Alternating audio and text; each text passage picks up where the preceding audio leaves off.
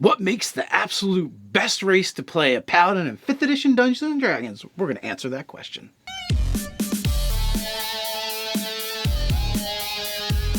Hey folks, Dave from Nerdarchy, for nerds by nerds, hanging out with this nerd. Nerdarchist Ted. Hey, Nerdarchy, a place where we discuss news, views, and homebrews for 5th edition Dungeons & Dragons, as well as other RPGs. Don't forget to hit that subscribe button and attune to that notification bell. So, recently I seen a bunch of different topics on social media asking, hey, what is the best class for this race? What is the best race for that class? And I was like, you know what? That might be an actual interesting series for us to do.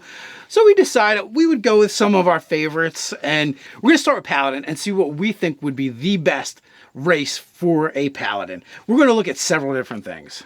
Well, we're going to look at stats, we're going to look at traits, and we're going to look at, what makes the best theme. So before we even got started, Ted, we went and took a look at, all the different races, in the player's handbook, in Volo's guide, throughout all the books to see, to start comparing them. And we came up with quite a few. Do you remember how many it was? 11 races actually make decent paladins by the stats anyway. And so let's break that down a little bit. What are we looking at when we're saying, hey, these are the things that are going to make, not the things, but the races that are going to make very good paladins? Well, we have to really ask the question first of what makes a good paladin? What do you need in order to be able to say, yes, I'm a paladin and I will be, good at adventuring, good at assisting my party. So what we kind of did is we broke it down into 3 categories. What were those categories, Ted? Again, we got stats, we got traits, and we got theme. So the stats, what mechanical pluses are you getting to, again, your stats, strength, dex, intelligence, con, wisdom, charisma, all that jazz. Some of them are very, very good for a paladin. Some of them, it's like, we don't need them, chuck them. Traits, what racial benefits are you getting that actually fits the, not just mechanically superior character, but what fits a paladin's role, and then thematically, what's going to actually make a really cool paladin. So with that, starting with stats, so we said, all right, you're a paladin, what is going to be the most important stat for you? Well, because there's so many benefits and things attributed to charisma, that really should be your starting point.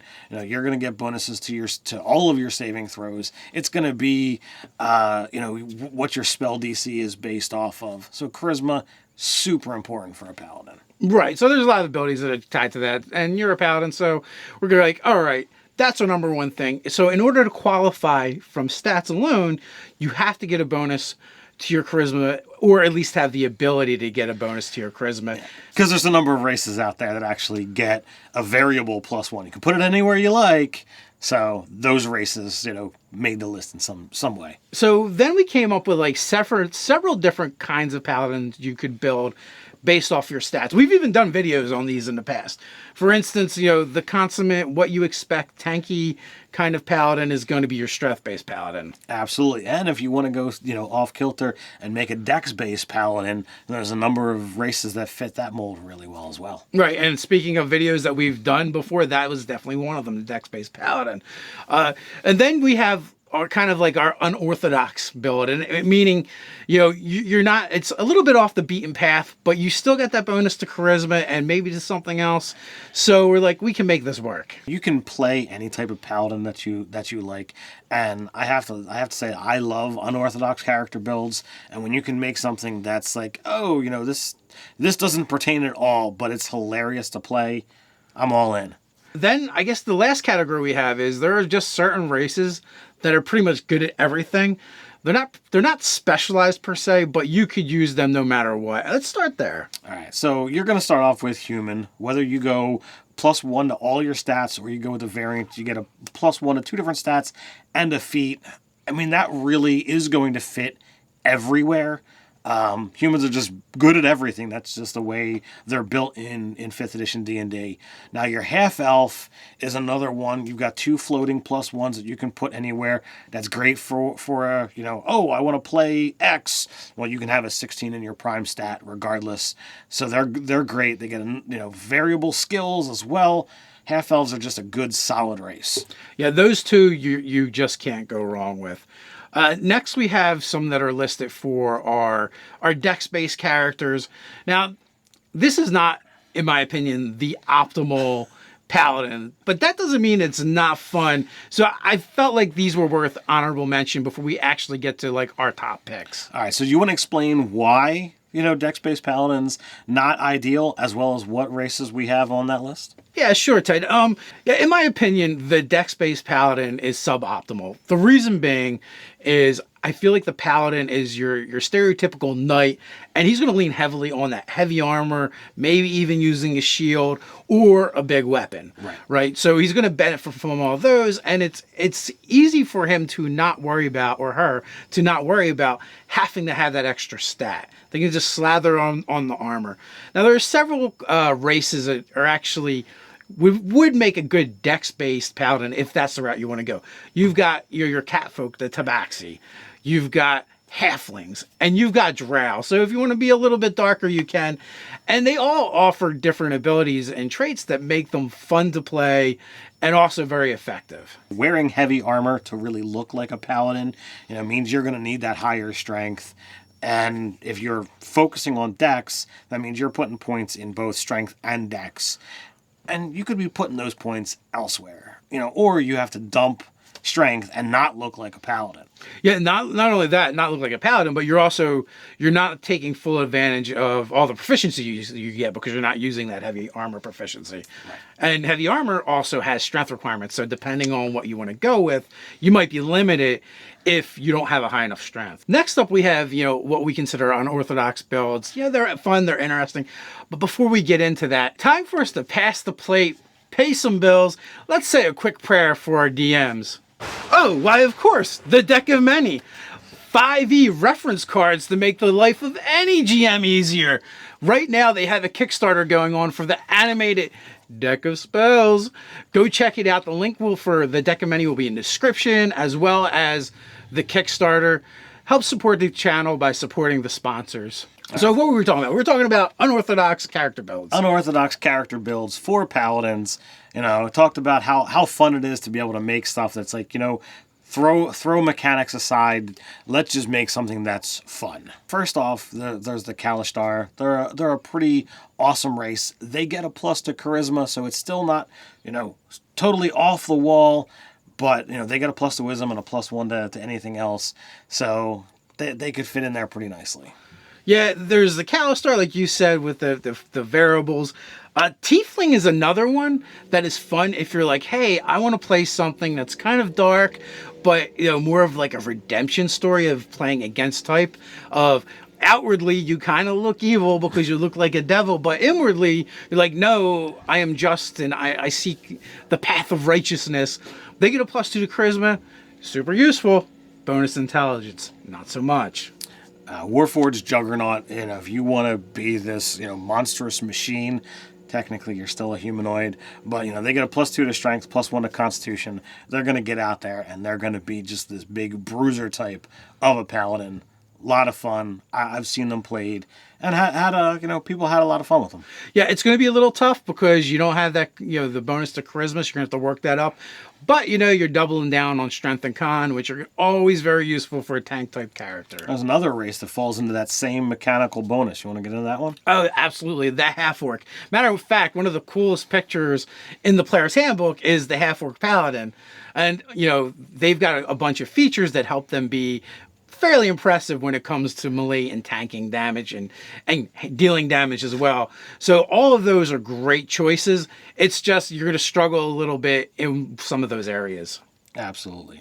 But finally, where we really want to look, and we think this is where you're going to shine for making and choosing the absolute best race for Paladin, that is your strength-based Paladin. And, this is going to be, you're getting strength, you're getting charisma, you got the whole kit and caboodle. So let's dive in. What do we have on the top list there? All right, we actually came up with quite a few for our list. There's actually 4 different races that you can choose for that are going to make, stat-wise, the optimal classic Paladin. So the first thing we have is Aasimar. You know, you've got a good fit. Paladins are these holy warriors, so why not choose a race that you are literally descended from the heavens? Yeah, and if you go with the Scourge or Fallen subclasses, they're also going to give you either bonuses to con or strength. So you're working the tank really hard. I believe that the Fallen is the one that gives you the strength bonus, and that's going to make a very effective paladin. Plus, spectral skeletal wings. Nothing says paladin like that. It'd be a great for a redemption paladin if you want to, really tie it in. Like, all right, you've fallen, but maybe you're trying to, get back in the good graces. Or, maybe you want to play a noble dragonborn. Again, bonuses to charisma, bonuses to con. You breathe fire, you're a freaking dragon. You have some resistance. You look really cool. You're already going to have, all of the healing capabilities and smite damage. So why not throw some area of effect attacks or, that resistance into the mix? It's going to be pretty effective. Now we're going to talk about another race possibility that we've already mentioned, right?